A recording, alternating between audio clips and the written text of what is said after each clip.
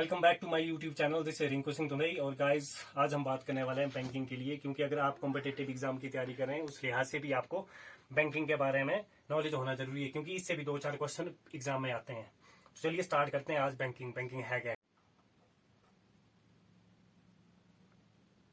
आज का हमारा टॉपिक काफी इंटरेस्टिंग होने वाला है, बैंकिंग के ऊपर है। थोड़ा हम आपको फर्स्ट फेज के बारे में बताते हैं, एक्चुअली बैंकिंग है क्या। आज का टॉपिक है हमारा हिस्ट्री ऑफ इंडियन बैंकिंग। ठीक है, बैंकिंग सिस्टम। तो भारत का सबसे पहला बैंक था बैंक ऑफ हिंदुस्तान। ये 1770 में आया था। This is the first bank of India. इसके बाद जो हमारा बैंक था वो था बैंक ऑफ बंगाल। ये आया था 1809 में। ठीक है जी। और तीसरा बैंक था हमारा बैंक ऑफ बॉम्बे। ये आया था 1840 में, 1840 में। तीसरा बैंक था हमारा बैंक ऑफ मद्रास। ये आया था 1843 में। जो ये 3 बैंक है हमारे, बैंक ऑफ बंगाल आ गया, बैंक ऑफ बॉम्बे आ गया, बैंक ऑफ आ गया, इन तीनों को मिला के एक बैंक बना दिया गया मर्ज करके, प्रेसिडेंसी बैंक। ठीक है जी, ये प्रेसिडेंसी बैंक था, इन तीनों को मिला के बना था। और हमारा पहला बैंक था बैंक ऑफ हिंदुस्तान। 5वें नंबर पे जो हमारा बैंक था वो था बैंक ऑफ इलाहाबाद। ये आया था 1865 में। ठीक है जी गाइस, नोट डाउन कर लीजिए, ये काफी ज्यादा इंपॉर्टेंट चीजें। जो हमारा बैंक आया था इसका नाम था पीएनबी, पंजाब नेशनल बैंक। ये स्टेबल हुआ था ये 1894 में। और it was the first purely managed by India. ये पहला ऐसा बैंक था जो इंडियन के द्वारा बनाया गया था, जिसकी पूरी मैनेजमेंट जो थी वो इंडियन थी। ये जो थे इसमें ब्रिटिश जो लोग थे वो इन्वॉल्व थे, ये उनकी देन थी, उन लोगों ने ये बनाए थे। लेकिन जो पीएनबी था ये प्योरली मैनेज्ड बाय इंडिया था। इन 1921 जो प्रेसिडेंसी बैंक था, प्रेसिडेंसी बैंक की हम बात करें, प्रेसिडेंसी बैंक कौन सा बैंक, किस बैंक को बोलते हैं, जिसमें इन्वॉल्व है बैंक ऑफ बंगाल आ गया, बैंक ऑफ बॉम्बे आ गया, बैंक ऑफ मद्रास आ गया। इन तीनों को मिला के एक बैंक का नाम दिया गया था, उस बैंक का नाम था प्रेसिडेंसी बैंक। और 1921 में जो प्रेसिडेंसी बैंक था that is converted into the imperial bank of India. इसको कन्वर्ट कर दिया था किसमें, इंपीरियल बैंक ऑफ इंडिया में। ठीक है जी, कब किया गया था, 1921 में। ठीक है जी, प्रेसिडेंसी बैंक को। और मैं बता चुका हूं प्रेसिडेंसी बैंक जो था वो 3 बैंकों को मिला के बना था। और अब आगे बात करते हैं, सेकंड फेज की बात करते हैं कि 1 जनवरी 1949 को आरबीआई जो है वो नेशनलाइज्ड हो गया था, RBI reserve bank of India. हमने यहाँ पे ऊपर बात करी कि 1935 में जो रिजर्व बैंक ऑफ इंडिया है उसका निर्माण हुआ था। और ये 1 जनवरी 1949 को आरबीआई जो नेशनलाइज्ड हुआ था और became the central bank of India. और ये भारत का सेंट्रल बैंक बन गया था। ठीक है जी। इन 1949 की बात करें तो जो बैंकिंग ये अगर हम बात करें कि 1949 में एक और चीज हुई थी कि जो बैंकिंग था इसको रेगुलाइजेशन कर रहे थे बैंकिंग सिस्टम को, कि जो बैंक है हमारे उसको रेगुलर करना था। ये एक्ट पास कर दिया गया है। और इन जुलाई 1949 में जो इंपीरियल बैंक ऑफ इंडिया था इसका नाम चेंज करके एसबीआई रखा गया, अंडर एक्ट 1955।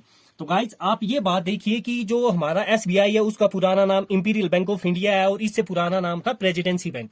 यहां से हमें एक चीज ये समझ में आ जाती है कि सबसे पहले प्रेसिडेंसी बैंक था, उसका नाम चेंज कर दिया गया, उसका नाम हो गया इंपीरियल बैंक ऑफ इंडिया, उसका नाम चेंज कर दिया गया तो वो SBI state bank of India रखा। अब बात करते हैं कि इन 1959 एसबीआई बैंक जो है वो नेशनलाइज्ड हो गया था और उसके जो सहयोगी 7 बैंक थे वो भी नेशनलाइज्ड किए गए थे। ये लिखा है कि इन 1959 एसबीआई और एसबीआई के साथ 7 बैंक जो थे एसोसिएटेड वर नेशनलाइज्ड हो गए थे। और वो ये बैंक कौन कौन से थे, इसकी एक शॉर्टकट ट्रिक है आपको याद करने के लिए। आपको क्या याद करना है, IBPSHMT, ये ट्रिक है। इस ट्रिक से आपको बैंक के नाम याद हो जाएंगे। तो सबसे पहले बात करते हैं आई से। तो आई से हमारा बैंक है स्टेट बैंक ऑफ इंदौर। ठीक है जी। अगर बी से बात करें तो स्टेट बैंक ऑफ बीकानेर और जयपुर है। पी से बात करें स्टेट बैंक ऑफ पटियाला की बात करते हैं, पी से स्टेट बैंक ऑफ पटियाला है। एस से बात करें स्टेट बैंक ऑफ सौराष्ट्र है। एस से बात करें स्टेट बैंक ऑफ हैदराबाद है। एम से बात करें स्टेट बैंक ऑफ मैसूर है। टी से बात करें तो स्टेट बैंक ऑफ ट्रवैंकोर है। ठीक है जी। अब बात करते हैं कि इन 1969 14 और बैंक जो थे वो नेशनलाइज्ड हो गए थे। ठीक है जी। अब बताते हैं वो कौन कौन से हैं।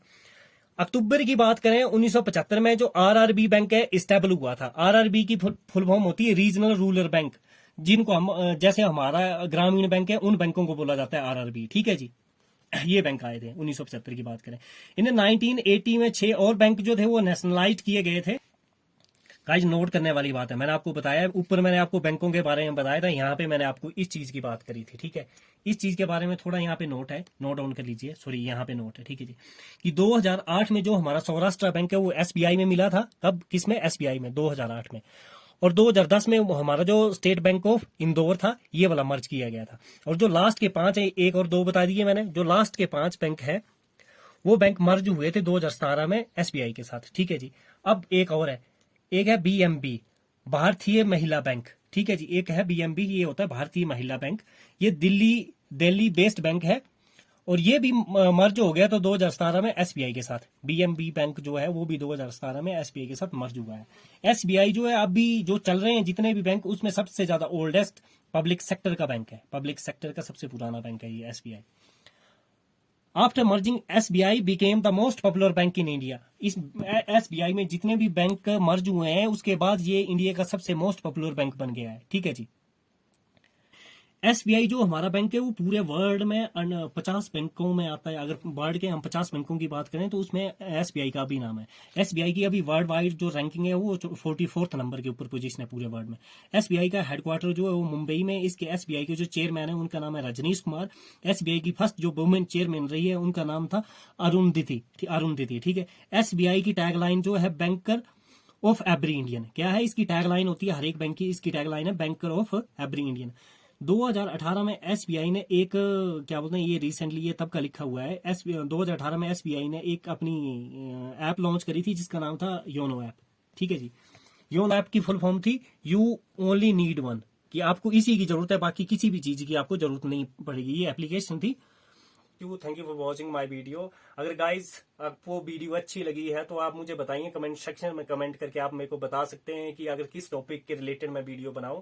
अभी मेरे माइंड में आ गया था कि मैं बैंकिंग के ऊपर थोड़ा सा आपको बता दूं कि बैंकिंग है क्या। अगर बैंकिंग का थोड़ा हमारा भी स्टार्ट ही करा है, थोड़ा और आगे डिटेल में आपको बताएंगे कि कमर्शियल बैंक कौन से होते हैं, कोऑपरेटिव बैंक कौन से होते हैं, ये बैंक का काम किस तरह से करते हैं, थोड़ा आपको बताएंगे। Thank you so much.